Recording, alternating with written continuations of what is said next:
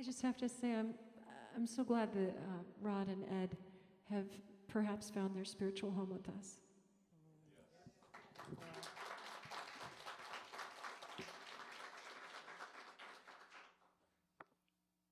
And I want to thank Rodney and Lisa as well, and a special thanks to the cute guy on the guitar.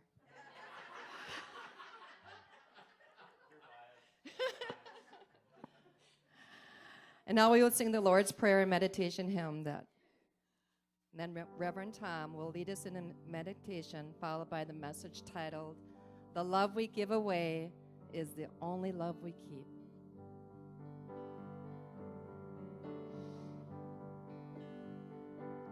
Our Father, which art in heaven, hallowed be thy name. Thy kingdom come, thy will be done on earth as it is in heaven.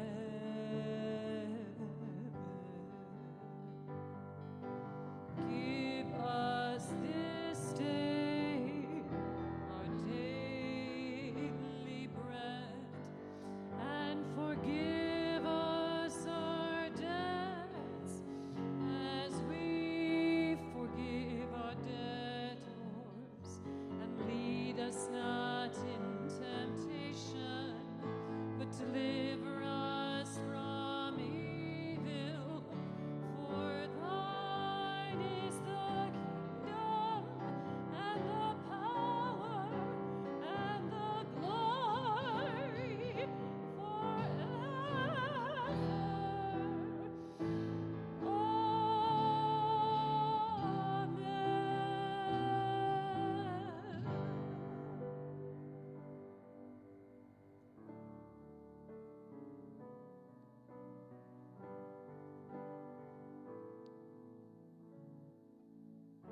Our thoughts are prayers, and we are always praying. Our thoughts are prayers. Listen to what you're saying. Seek a higher consciousness, a state of peacefulness, and know that God is always there. And every thought becomes a prayer.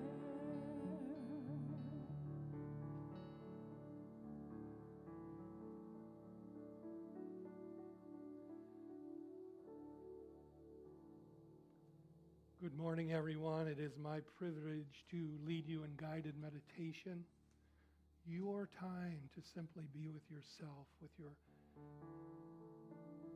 highest self, with that still voice that is like the wind that guides us and leads us. So I invite you to adjust your position so that you really feel comfortable and at home, for indeed you are. I invite us all to take a great big deep cleansing breath, a big inhale and exhale.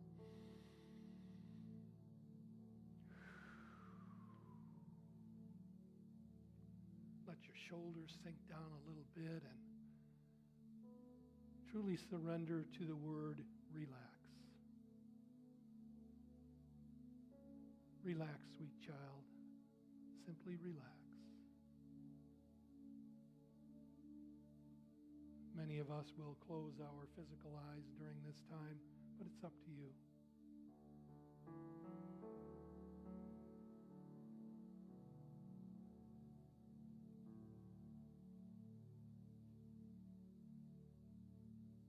And as you are fully present to this beautiful instant of time, in this month that we celebrate love so openly, let's bring through our imagination the faces and presence of those we love. This could be someone who is presently with us or perhaps has made their transition. Perhaps it is a creature other than a human being, or all of those things. Share this time with them now. Bring them here. Bring them with you.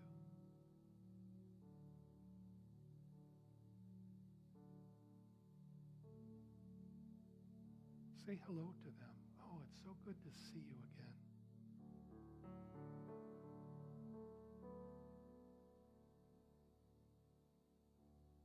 Your presence lifts me. My heart is beating just a bit faster now that you're here with me, all of you.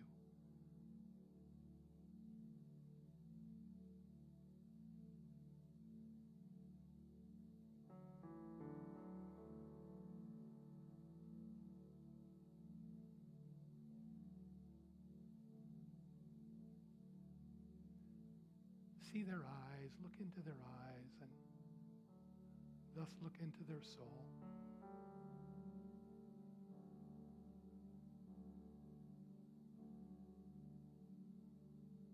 See the spirit that is within that physical presence and lights it up.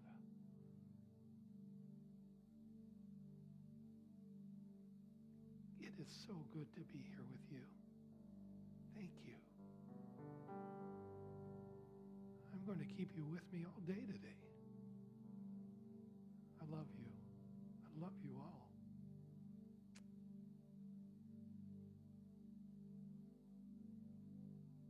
I love your laugh.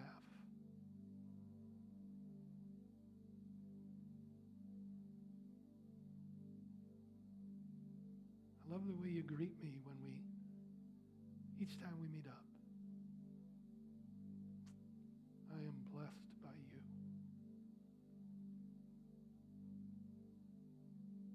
Be with them. Be fully present with them. Each of them. Give your love away to them now. Give your love away. I love you. I love you all. Breathe into this idea. Breathe into love. It's all there is.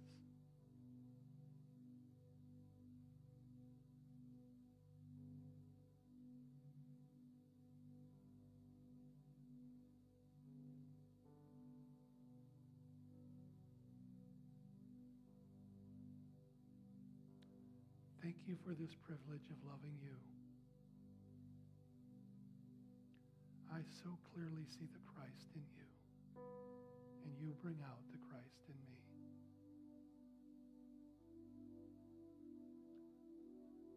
And as we bring our attention back to this time and this beautiful place and the loving souls who populate it, let's continue to bring our loved ones with us throughout this day. Be sure to tell them over and over again, I love you, and give your love away to them.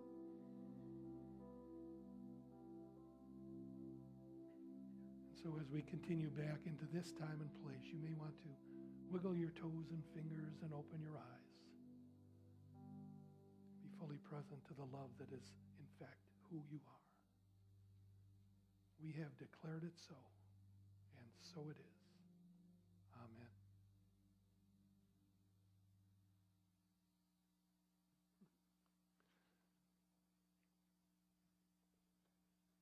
Well, good morning again, everyone. What a joy it is to be at Unity of Sheboygan. Thank you, Lisa. Thank you, Louie and Rod. Oh, my goodness, what a wonderful run. Rod, you are heart when you sing. You really are. It moved me because of your voice and because of your heart. So thank you. So being February and the month that contains Valentine's Day and the month that we, celebrate love. I took the easy way out, and I'm going to talk about love today. And I have a story for you about love. Her name is Pinga. She's an 11-year-old penguin who lives in St. Charles, Illinois. His name is Teddy. He's about a 10-year-old dog of unknown breed who also lives in the same town but different households. Their presence makes a loving difference in the lives of two of my grandchildren. My wife Marie and I witnessed Teddy's birth at Build-A-Bear, where cloth shells are filled with this foam stuffing, and then you put a heart in the animal, and then a song. So when you press them in the right place, you get a wonderful song. And the kids go to the computer and create a birth certificate, and man, you've got your own little stuffed animal there. Now, Pinga, on the other hand, well, that's a little different story. She was probably born in some kind of corporate birthing room for penguins, whatever that looks like, some assembly line, but that makes no difference to my granddaughter, who's the caretaker for Pinga. Pinga is number one. And we still host sleepovers at our home, and when all four grandkids come, Pinga and Teddy are as regular as the kids are. Except, I should say, were regular. Because to Teddy's caretaker, a young male now reaching the ripe old age of 14, taking your stuffed animal out in public isn't what you do. But when you're in his room, Teddy has a place of prominence, trust me. As soon as our grandchildren came into possession of these soft, cuddly little creatures, the love poured out of the kids. I mean, you could just feel the love. And that's what's so noteworthy here. That's the crucial difference. Those stuffed animals, they didn't love the kids. The kids loved them. The kids, it wasn't given to their kids, our grandkids had the love pour out of them. In case of my grandchildren, Pinga and Teddy opened this door that provided an opportunity for the love to just flow out. Love is a power we have within us. We got to let it go. We have to express it. I suggest to you we cannot be fully alive until we express the love that we truly are. Children instinctively do this. I mean, when they're in trouble, when they're uncomfortable, what do? They hug their stuffed animal or their blankie, I remember my daughter, when she was 5, she had this blanket that was gross, but you couldn't take it from her. You couldn't wash it, because she had suck on a corner or something like that. They just instinctively let their love flow when they're in trouble or they feel uncomfortable. So I suggest to you the real question during this month that we typically celebrate love is not how do I get more love, it's how do I more fully express the love that I am and that is within me, the power of love that is within me. Because true love is expressed not to be reciprocated, but to make us feel really alive, really alive. Expressing love is essential as the air we breathe. You got to do it. And I know we're past Valentine's Day, but I'm thinking of it, and we have a number of ways to express love on Valentine's Day that are kind of traditional. Do you know what farmers give their wives on Valentine's Day? Hugs and kisses. Ooh. We have a French chef that lives down the street from us. Do you know what he gave his wife on Valentine's Day? A hug and a quiche. And then, lastly, so this is almost over, my granddaughter sent me this little Valentine. You suppose that's a Valentining? Okay, the title of my talk today is, The Love We Give Away is the Only Love We Keep. Okay? Charles Fillmore, Unity's co-founder, said, love is the pure essence of being that binds together the whole human family. The great harmonizing principle known to man, humankind. Okay? Yeah, I think that's true. I think we are all bound together by a kind of an unspoken love, and there's an energy there that makes us all brothers and sisters. But I'm telling you this, it really harmonizes us when we express it, when we don't hold back, when we're loving. Author Sarah Dessen says, there is never a time or place for true love. It just happens accidentally, in a heartbeat, in a single flashing, throbbing moment. Author Neil Gaiman says, have you ever been in love? Horrible, isn't it? It makes you so vulnerable, he says. It opens your chest and it opens your heart, and it means that someone can get inside of you and mess you up. But I'm wondering if these quotes are more about like the form of attraction that we might refer to as falling in love or being in love than the power of love within us. Kind of seems that way to me. And I have a reading for you from Captain Corelli's Mandolin by Louis de Bernier that explores the same idea. He says, love is temporary madness. It erupts like a volcano and then subsides. And when it subsides, you have to make a decision. You have to work out whether your roots have so entwined together that it is inconceivable that you should ever part. Because that's what love is, he says. Love is not breathlessness. Love is not excitement. It is not the promulgation of eternal passion. He says, that is just being in love, which any fool can do. It's on to say, love itself is what is left over after being in love has burned away. And this is both an art and a fortunate accident, he says. Those that truly love have roots that grow towards each other underground, and when all the pretty blossoms have fallen from their branches, they find that they are one tree and not two. Like that. Author Guy Finley appears to agree with that idea as he states, the number one reason why relationships fail is that because they're built upon a form of love that you are intended to outgrow. Said differently, the initial love that brings two people together isn't intended to be the love that holds them together. And in a way, much of the idea behind these writings seems to me to be that love is something you get. I suggest love is only something we can give, as in the case of our grandchildren and Pinga and Teddy. Love is only something you can give. You cannot get it. Okay? You cannot get any more of the 12 powers you have within you. You already have tons of it. Elizabeth Kubler-Ross, in her book Life Lessons, says, I love this. When you argue with loved ones, you believe you are upset because of something they did or did not do. I told her 100 times not to put the cups over there. She should put them over here. I told the kids 50 times to turn the lights out when you leave your room. You know? So I get upset. And I think they upset me. Elizabeth Kubler-Ross says, you are upset because you have closed your heart and you have withdrawn love.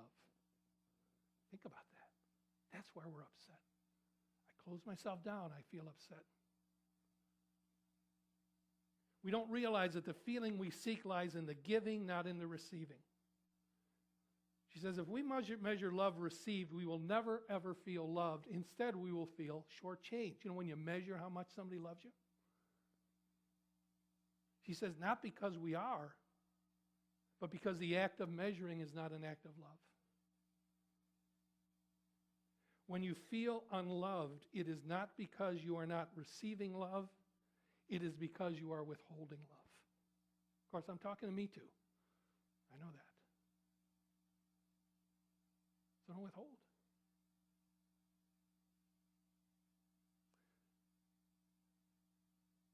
I suggest the following story is all about love. Again, this is from Elizabeth Kubler-Ross's book, Life Stories. She says she knew a young boy who was eager to spread love and life and find life, even though he was just about at the end of his. He had had cancer for 6 of his 9 years. So you've got a 9-year-old that's had cancer for 6 years. She says, in the hospital, I took one look at him and knew he was just finished fighting. He had just had it. He had accepted the reality of his death. So Dr. Ross stops in to say goodbye to him on the day he's going home. And surprisingly, he says, Dr. Ross, can you come home with me? He says, just for a short time, can you just come home with me? So she did, and upon arriving at his home, he asked his dad to take his bike down from the garage. It had been hanging in the garage unused for the 3 years that he's owned the bike. His biggest dream was to ride around the block. once in his 9 years of living had he never been able to do that.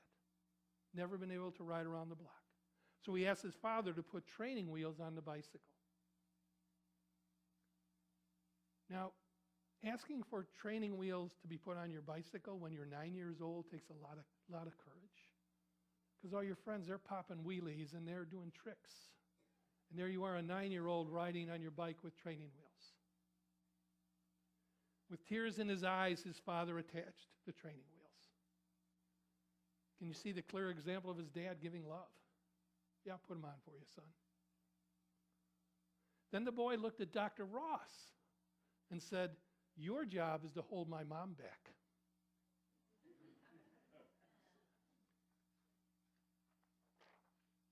You know how moms are. They just want to protect you. Huh? Mom wanted to hold him up all the way around the block, but that would cheat him out of his victory lap. So his mother understood.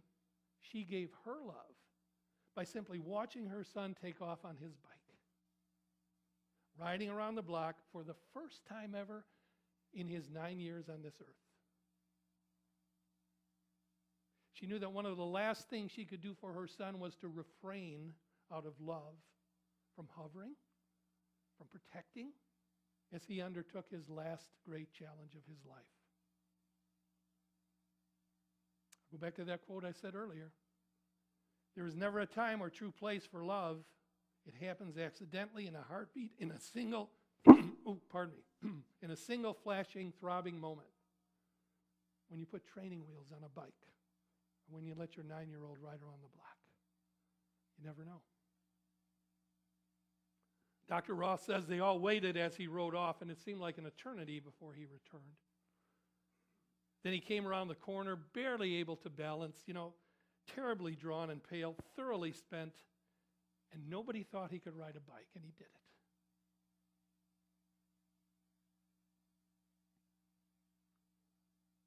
He rode up to them beaming. Then he had his dad remove the training wheels, and they carried the bike and him upstairs. He says, when my little brother comes home from school, send him in, he says. Dr. Ross adds, 2 weeks later, the little brother, a first grader, told us that his brother had given him the bicycle as a birthday present out of love, because he knew he wouldn't be around for his birthday. She closes by saying that with not much time or energy left, this brave boy had lived out his final dream, riding his bike around the corner, around the block, and passing it on to his younger sibling out of love. End of story. The only love you can keep is the love you give away. I was attending a Unity convention. Oh man, I'll bet this was a decade ago or so in Overland Park, Kansas. And the keynote speaker that day was Greg Lavoie, author. The book is called Callings. It's about service. And so much of what you're going to hear now is from that keynote talk he gave. Because he provided a great example of love when he lived in Santa Fe, New Mexico. Because one afternoon he called up the dog pound and then asked if they were interested in volunteers. But he said to the woman who picked up the phone, look, I'm not interested in swabbing the decks or doing fundraising or cleaning cages or any of that stuff, he said. I want to volunteer and come in and just play with the dogs. That's all. Maybe throw a stick out in the backyard to them and feed them fists of those little treats they had in the big ceramic jar at the front desk, or give them tummy rubs. I just want to love the dogs and play with them. He says, it's all I want to do. The woman says, well, come on down anytime you want. You're welcome to do that. So he played with the dogs every Tuesday. And after a month, he asked one of the guys who worked there, he says, I have a question for you. How come there's never the same dogs here from week to week? Every Tuesday, it's a different cast of characters. Why? The gentleman says, well, he says, since you asked, 50% of them find homes, and the other 50% wind up in the landfill. So here was some instruction for Greg.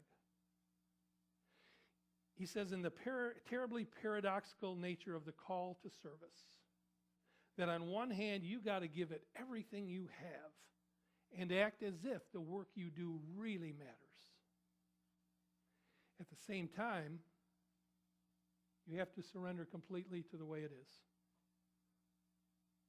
He says you must surrender to the sheer enormity of the world's suffering and the spit in the bucketness of your individual efforts to ameliorate that.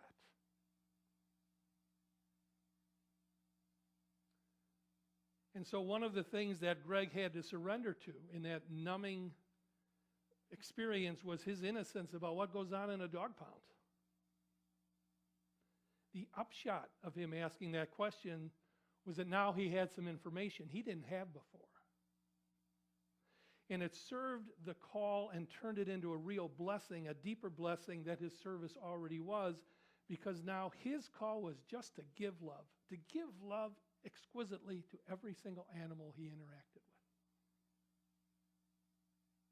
So now when he went down to the dog pound on Tuesdays, he continued to love the dogs as shamelessly as ever. But now he never knew for which of them it would be the last love they ever got. You got to give it away. So when he went down there to render his service, he paid exquisitely more attention, and his full present went to the act of his service. Body, mind, and spirit. He brought his full self to the work of loving these creatures.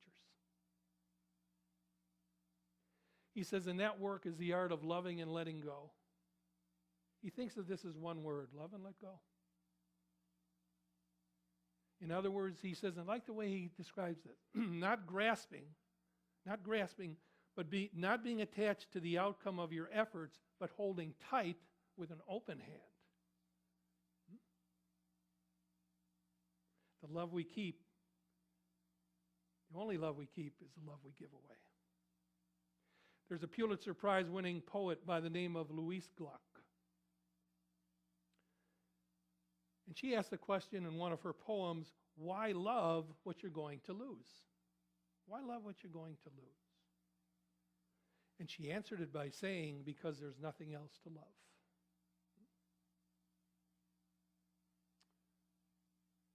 So in closing, I want to just summarize a little bit that we feel down when we're angry at someone.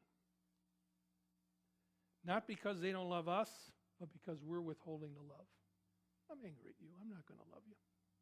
Who am I hurting? Who am I hurting? Hurting me. I'm like putting a lid on something that wants to come out.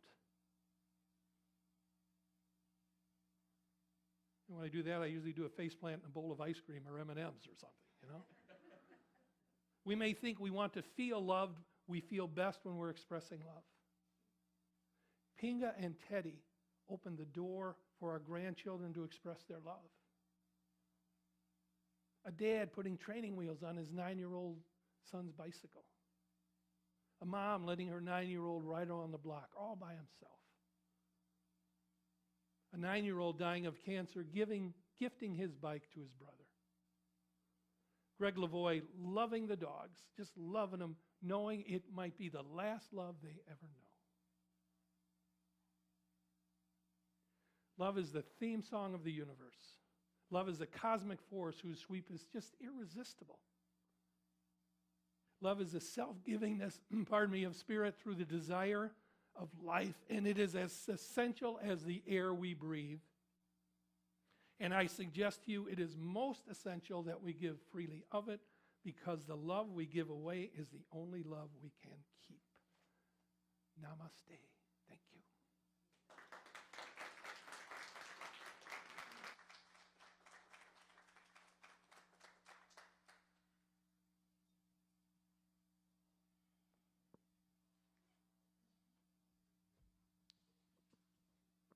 Thank you, Reverend Tom, for sharing the stories of people who shared their love and connection with other people and what that meant in their lives. Very good. Thank you. And now if you can hold up your offerings And join me with the blessing. Divine love through me blesses and multiplies all that I am, all that I have, all that I give, and all that I receive. The ushers could come forward, please.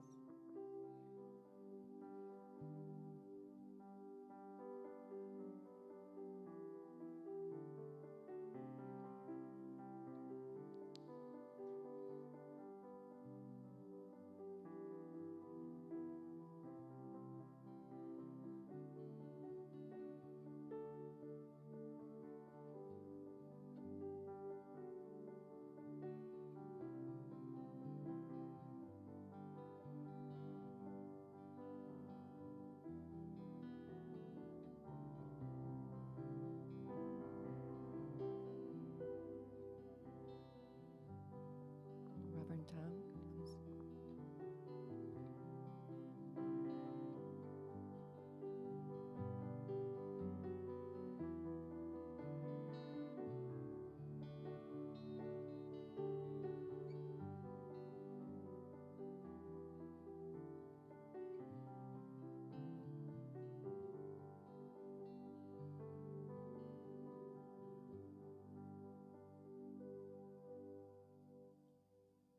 So I invite us all to give thanks for the opportunity to give, knowing that we don't know what great good that giving will bring to our lives, and we don't know the wonderful give that your gifts will bring to this ministry. But these are gifts of love, and when you're giving from your love, you just can't lose. You've got to win. We give thanks for the opportunities that are manifested in these baskets, the unlimited future that is held for this ministry. We have declared it so, and so it is. Amen. And now it's time to join hands for our peace song.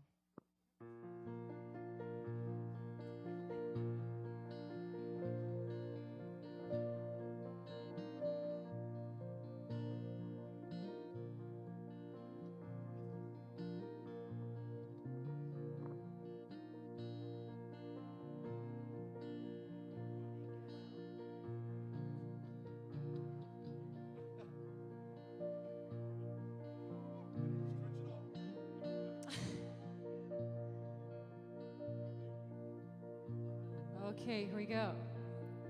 Weave us together. Weave us together, together in love. Weave us together. Weave us together, together in love. Let there be peace on earth, and let it begin with me. Let there be peace on earth, the peace that was meant to be, with God as creator.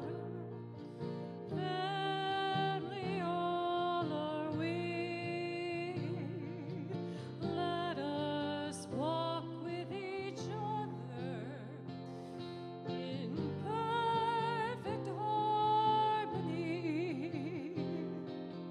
Let peace begin with me. Let this be the moment now. With every step I take, let this be my joyous vow, to take each moment and live each moment in peace eternally. Let there be peace on earth, and let it begin with me.